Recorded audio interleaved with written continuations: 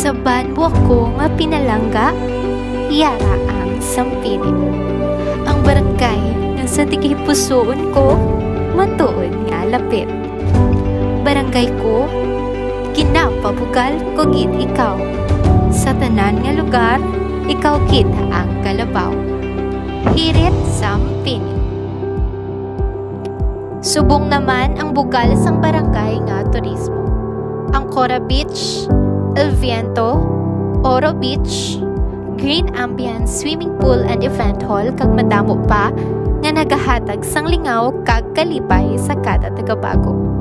Mga establishmento nga gahatag sang dako na bulig sa madamo gid nga pamaagi amo nga agrasya halin sa Dios ang pagkabig.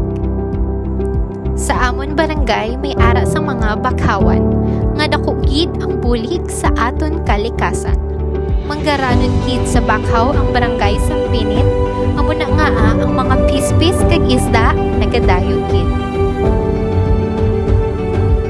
Ang barangay Sampinit malapit sa sapa, suba kag baybay. Amo nga pangisda kag pamintol ang pangabuhian nga nagauban.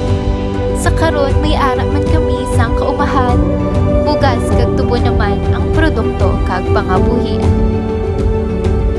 Napuno man ini sa mga matahong nga lugar. Ang akon nga barangay ang ara permi sa akon pinsan.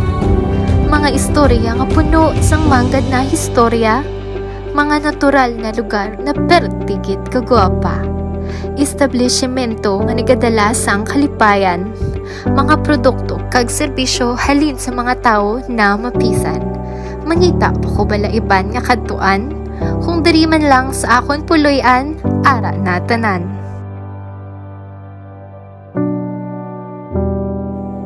Sa banwa ko nga pinalangga, ang lugar nga napuno sa mga tahom na tinuga. Ang syudad sang Bago sa probinsya sang Negros, ang syudad na akon ginatawag na puloy-an. Sa akon puloy-an nga barangay Sampinit, masiling ko gid na yara na ang tanan. Pagpalangga, pagserbisyo, pagkabig pagid sa kalibutan.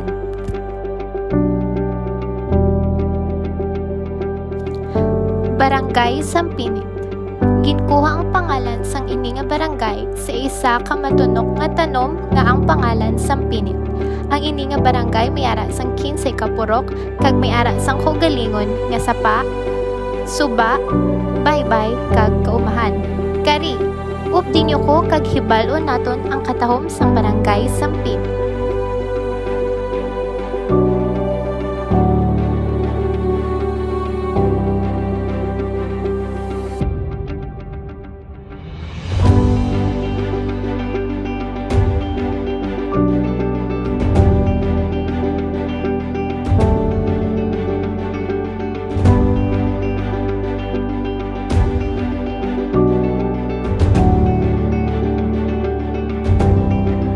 Here in Barangay Sampinit, we are not just rich in history, tradition and culture, the beauty of the places and of the people, the landmarks, but as well as our products.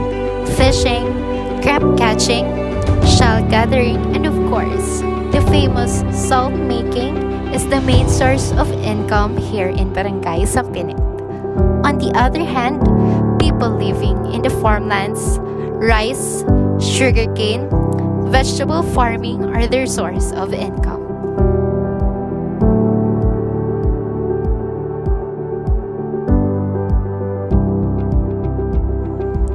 Aside from fishing, crab catching, shell gathering, and salt making, People of Barangay Sampinit also has farmlands which has rice, sugarcane, and even different kinds of vegetables as their source of income.